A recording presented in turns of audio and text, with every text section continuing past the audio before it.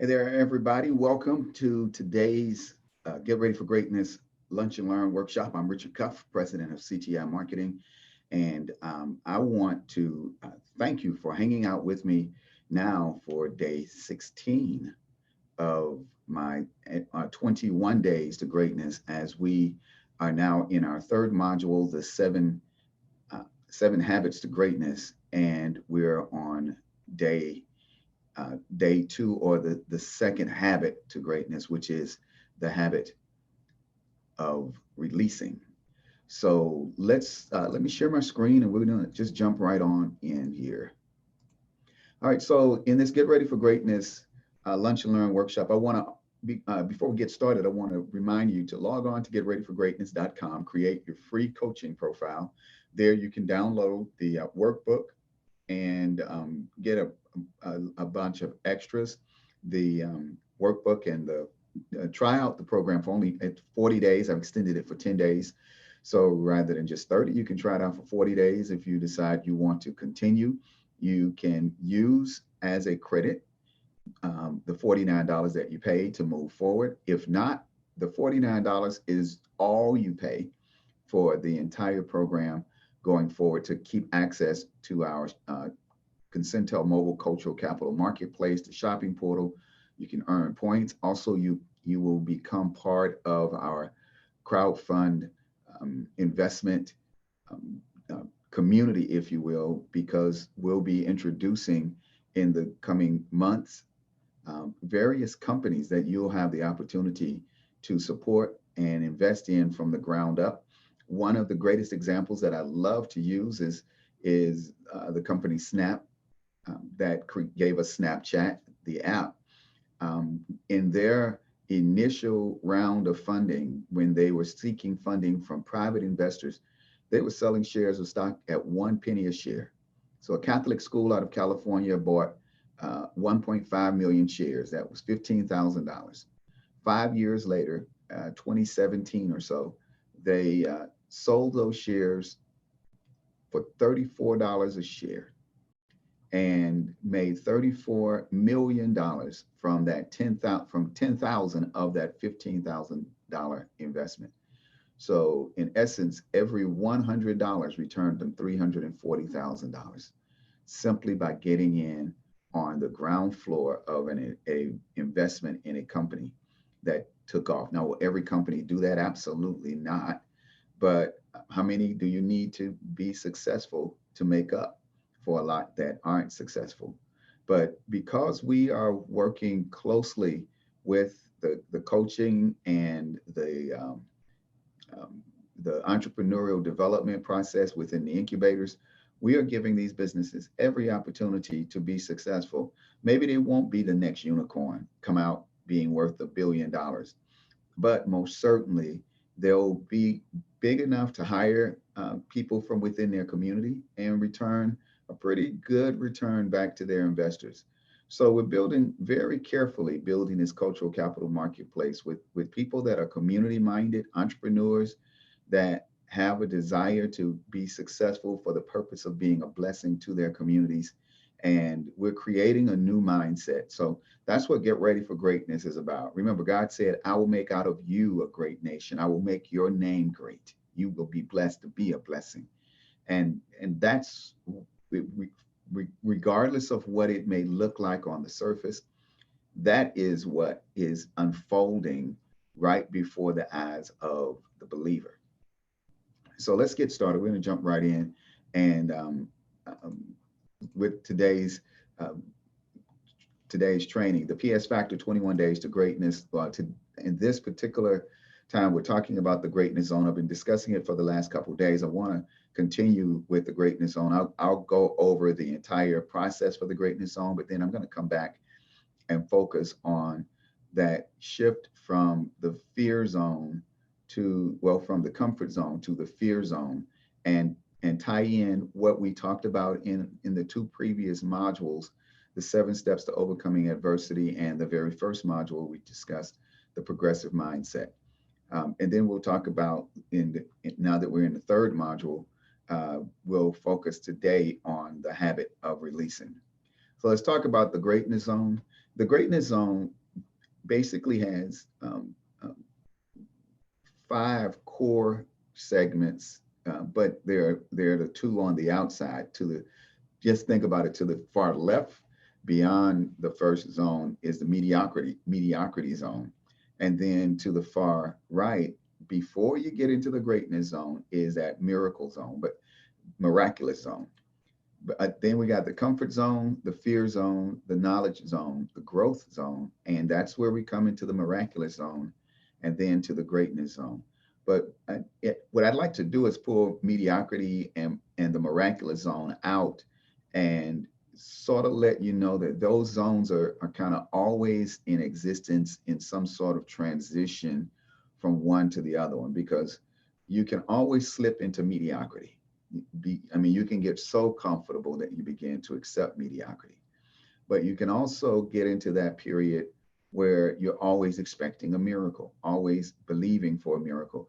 Maybe the miracle never comes, but it just feels really good to be in that miraculous zone.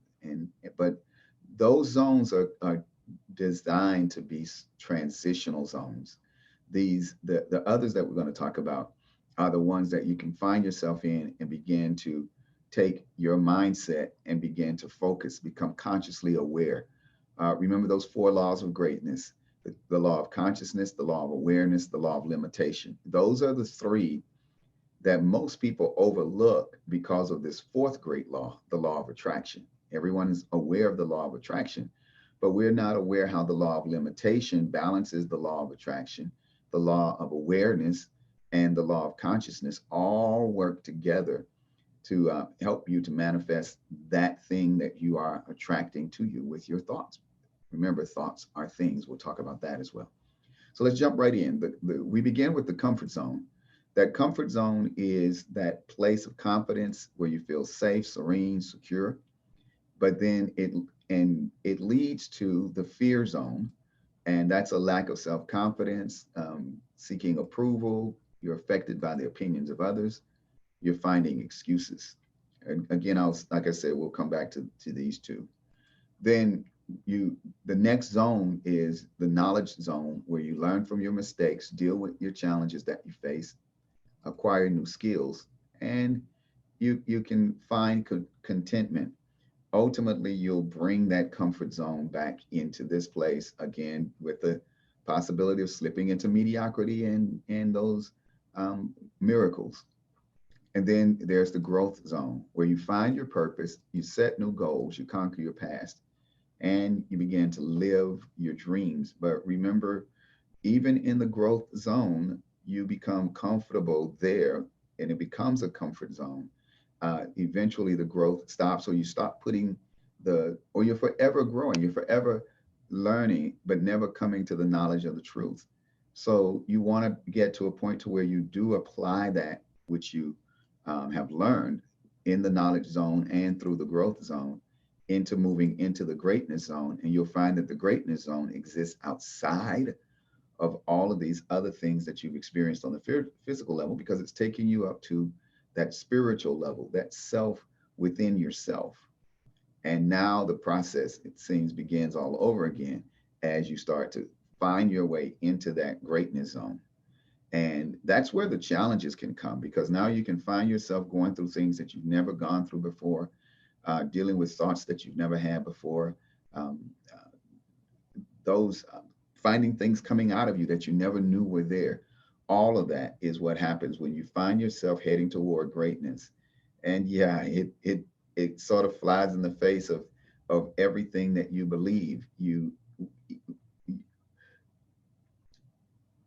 want to believe that everything is going to be smooth, right? Everything is going to happen easy. But then for some reason, it seems like the sky opens and just horror rains down on you. What happened? Well, that's the greatness that's within you. Oftentimes before the greatness can come out, everything else that was stacked and stuffed in also has to come out. Old fears, old challenges, even old enemies begin to show up. And the tendency is to think, oh my God, then this stuff is not working. Look at how bad things are. Nah, nothing could be further from the truth, man. Sometimes oftentimes when it looks as if things are falling apart, they're actually falling into place. That's the greatness zone. That's the mindset that's going to take to go into this greatness zone and be successful. So what does that greatness zone look like? First, you find the area of things that you're good at. Then you overlay that with the areas that you're passionate about, and then those things that look like success. What does success look like for you? What defines success? And those areas, the common areas, that's the greatness zone. That's where you're targeting. During that time, now now you can begin to brainstorm and bring people around you that can help you to look at things from a different perspective so that you can begin to prioritize your best options. And then you want to select the best option and narrowly focus on that and begin to build your plan. As they say, you work your plan or plan your work and work your plan. So let's go back to the fear zone. I want to begin here in the comfort zone as as we talk about um, being confident and safe, serene, secure. Um, this is a what we want or what we want to think is our natural state, but our natural state is that's not natural. That because we're always and we're ever changing it and we're always going into disruption. The cells, even on a cellular level in your body, they're dying off and being replaced, and new things are coming in, and there's a constant struggle between keeping the old and and a, and accepting the new. And even some of the smartest, the most successful people have a challenge with this because everybody's comfort zone is designed differently, but it still works the same. It's that area that you feel most normal. But, you know, a lot of times we've turned dysfunctional relationships. We, we're in the middle of that dysfunctional relationship. We can find a comfort zone. Within the worst financial situation, poverty, um, crime ridden community, whatever it is, you can find comfort. And then you begin to put labels on that, and whether, where, what brings you peace, what brings you joy, what brings you comfort.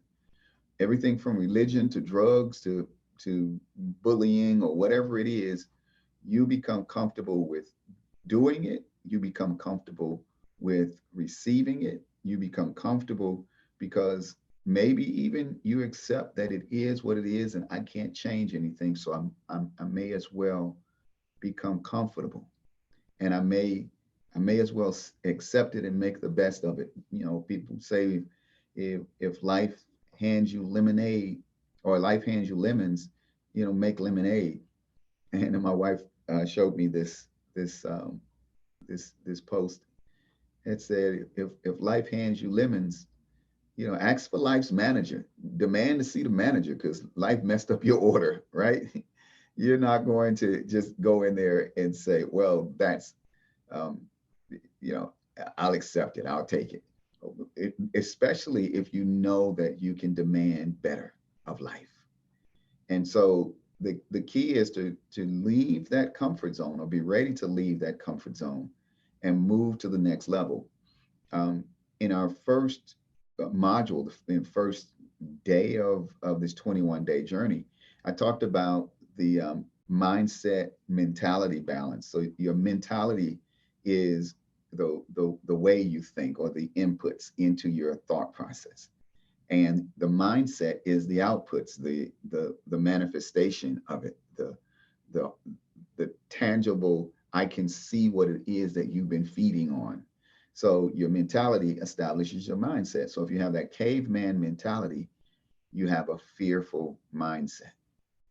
And many people with the caveman mentality live in this, call it a bubble, call it a world, or whatever you want to call it. But everything about their life is based on what they interpret to be going on outside of their cave. This happened, so it must be caused by that. Remember, if you grew up in a cave and you never went outside, all you saw were shadows and sounds and heard sounds and flashes of light from that cave, there's probably going to be a lot of fear, but then there's going to be a lot of misconceptions because you've never really gone outside the cave to really see what it is. So that shadow that's projected onto the wall, you're making it to be what you believe it to be. And I also talked about how our beliefs, what we believe should change when we discover the truth. It's possible to believe, think about it. You believe that it's going to rain. So you get up in the morning and you put on all your rain gear and everything because the forecaster said it's going to rain. It's been raining for the last 3 days. There's no reason for it to be any different. And then you open the door, and to your surprise, the sun is shining, not a cloud in the sky. Now, your belief that it was going to rain today suddenly changes. And you would think at that very moment, so should your outfit, because now is not the time to wear rain gear. Maybe the time to go to the beach now, or at least go out and enjoy the sun. But that's beliefs, because beliefs will change when the truth appears, when you know that what you believed is changed, you change. But there are those who still will walk out with rain gear on, not based on belief, but now based on ideology, what everybody else believes, or what I refuse to give up. Comfort, maybe. Fear, maybe. But in between that comfort zone and that fear zone, especially if we make our existence in those two zones, where along with confidence, serene, secure, and feeling safe, you lack self-confidence, you're seeking approval, affected by the opinion of others, and you're finding excuses constantly. Man, just think about that mixture. You're confident, safe, serene, secure, but you lack self-confidence. You're confident in what someone tells you to be true, but you lack confidence in yourself. So therefore, you're seeking approval of others. You're affected by what others believe. Their opinion becomes your opinion. And then even their opinion of you becomes your opinion. That's life in that fear zone, life in that comfort zone. And not being careful or consciously aware, you can actually be moving up in life. Yeah, you got that highest position. It's the imposter syndrome, they call it. That getting to the pinnacle of success, but still feeling like something is wrong. And that comes from that comfort zone, fear zone, and the unwillingness to address those issues. Now, normally in this first section, I'm pulling from my understanding the basics of business ownership, but it's important to understand that entrepreneurship is a spirit. And when your entrepreneurial spirit is coming over into the world of business, if it's coming in with challenges and fears and doubts, lack of self-confidence, or trying to seek comfort, keep everything the way it's always been, or continue to get back to normal, there's not going to be an acceptance of a new normal. You would rather fight. There's a cigarette commercial way back in the day. It says Lucky Strike, I think, was the name of the cigarette. But the guy would have a black eye, and he'd say, "I'd rather fight than switch." And yeah, there are people who would rather fight than switch. I'd rather fight over my ideology than switch my belief or believe something new, even though more information has come to give me clear thought and even give me every reason to change my beliefs, I choose to fight. Again, fight or flight is that basic instinct. So that's what I just wanted to point that out in today's conversation, that fear zone and that comfort zone um, is probably driving 90% of the conversations that we're having in politics and everything. I mean, just think about it, wanting to get the beach opened and the states opened again, with all the evidence out there that we're not out of the woods yet as it relates to this coronavirus. What do we want to do? We want to get the states open, get back to business, go back to that comfort zone, get things back to the way that they were. And then what we will do is accept, find excuses for the deaths that are sure to come. You know, we can't, the cure cannot be worse than the disease. And if we how many people are going through cancer treatments right now to squeeze out 4 to 6 additional months of their life, and they're putting their bodies through some horrible things to get that extra 6 months, that extra 2 years. If every I'm just let me stop right there. But what I just understand this, that when you are living in that fear zone and living in that comfort zone, and you can't take your thoughts to any place else other than that fear zone and that comfort zone, and you slowly whittle away at beliefs. You're beyond belief now. You're solidly into ideology. Man, what a world when all we have is that lack of self-confidence, seeking approval, affected by others' opinions, and you're finding excuses. You're technically living in fear, but you're using every muscle, every bit of power that you have to, and you refuse to let that power go, because that imposter syndrome, that fake it until you make it, the realization that if you fake it until you make it, when you finally make it, you will still be a fake. And now your biggest fear is being found out. So just begin to ask yourself the question. Look at those 4 things. Do any of those things pop up on your radar in any area in your life? Are you really, you say, well, I'm not affected by others' opinions. I don't care what other people think. And you start asking, if you really look at it, maybe you do. Maybe you are finding excuses. Maybe you are seeking approval. Maybe you do lack self-confidence. Maybe you are living in that fear zone. So let's continue, guys. I want to go to, I'm going to flip through. We went through all of these already.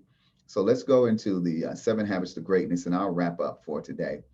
We're emphasizing in these last days, the last 6 or so days here, that thoughts versus emotions. Thoughts are things, emotions are an extremely fast subconscious evaluation of a situation. So basically, your emotion is a thought on steroids, lightning fast thought. But those 6, 7 basic emotions, or what are called micro expressions. Paul Ekman describes them perfectly. Surprise, that's that first one that wakes you up. Usually surprise, you find yourself in the fear zone. And now you're going to go to the basic fight or flight response, which is fear and anger. Or you're going to move, try to get to your comfort zone where it becomes joy and sadness. Or you fall into that ideology space where it becomes disgust over either yourself, somebody else, or contempt. And that's just one way, that's a one-way street, where contempt is towards someone else and hatred for them for no other reason than to hate. So let's talk about these 7 habits to greatness, and we're up to habit number 2. But first of all, real quick, this course itself will help you understand the significance of balancing quality relationships with an effective and efficient use of time. You'll also learn how to manage physical and spiritual resources in order to reach your goals and achieve greatness. William Shakespeare said, some people are born great, some achieve greatness, and some have greatness thrust upon them. The idea, no matter how you come upon that greatness, just know that there's greatness within you, and that you need to, and you should be in the thought process of getting ready for greatness. One of this particular verse right here. Then Peter came and asked, Lord, how often should I forgive someone who sins against me? 7 times? And no, not 7 times, Jesus replied, but 70 times 7. That's 490 times. Now that's a lot, right? And you would think, am I letting this guy do something to me 490 times? No, it's not directed toward the person and what they do to you. It's about what you're doing to yourself as it relates to learning from this experience and allowing it to shape your thinking. Habits are those things that you do totally without thought. You don't need any conscious input, but you have to develop them. And so doing this 70 times 7, you are reinforcing to the point of it becoming a habit. And that's the first habit. The first thing is to make forgiveness a habit. So the first habit to greatness is, well, before I go into that, the habit of forgiving, the habit of forgiveness or the habit of forgiving. This verse, Isaiah 58:6 says, is this not the fast that I've chosen to loose the bands of wickedness, to undo heavy burdens, to let the oppressed go free, and that you break every yoke? So what does the habit of forgiving bring you to? What should it be doing? It should be loosening those things that are holding onto you. Wickedness in this sense is a twisted way of thinking. And that's rather something happens to you that affects your way of thinking. And now that way of thinking goes everywhere you go. You carry that burden. You yourself are trapped. I remember when a friend of mine's mother said to me, she said, I was in my early 20s, mid 20s, maybe. No, I was actually in my late 20s because this was after my mom's death. And she looked at me and she said, there's a hurt little boy inside of you. And if that little boy is not healed before he comes out, he's going to be a terror to deal with. And I took that to heart and really began to search, what is it about me, my life, that maybe is there something inside of me? I wasn't aware of this teaching. I hadn't even got onto this process yet and to discover it. But fast forward 30 plus years, I understand it. I understand the power of forgiving, to break every yoke, the things that hold you. And I know I'm using biblical verses here, and maybe biblical verses are not the way that you learn things, and maybe you're not accustomed to those. For me, it's just a natural idea to look at the wisdom that these words can bring to understand about, and especially if you're applying them to practical things of day-to-day life.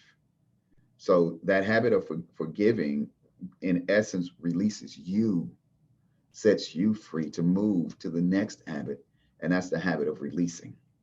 The habit of releasing, we want to talk about, letting things go, releasing bad memories and failed attempts, past hurts, and unhealthy relationships. Everyone can sort of think, those are the things that I need to get rid of. But when you say past successes, why would I want to release past successes? Because you will never be able to strive to the next great thing if you are saying, all right, I reached that level, I'm done, I'm good. There's no reason to go any further.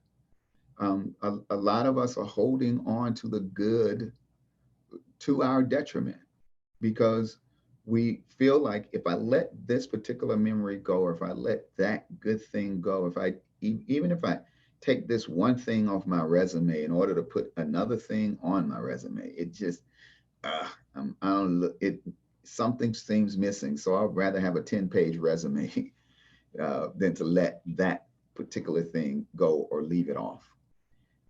But releasing also works good and bad. You know, get to the habit of releasing so that you can clean the slate, and every day you're going to clear that slate. Last week we talked about step number 4 in the 7 steps to overcoming adversity, and that was to keep a journal and cherish the small victories is step number 4. Cherish the small victories, and I mentioned writing down, replaying the good and the bad of the day, but you can rewrite the bad things, and then you can let them go. They let them go as you write them in that journal. Close the journal, and tomorrow you wake up. The next day there's a blank page, and that's a brand new day, a brand new page, a brand new beginning.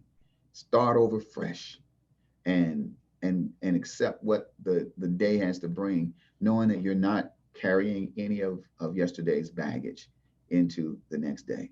So that's the habit of releasing, guys. Tomorrow we're going to talk about the habit of loving, but till then, I want you guys to log on to getreadyforgreatness.com, create your free coaching profile, go to richardcuff.com where you can watch all of the videos that I posted during these live sessions.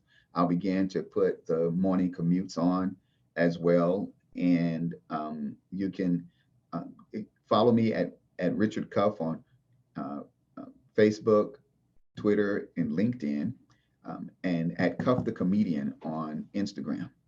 So tomorrow we'll be doing this all again. And until then, guys, please be safe.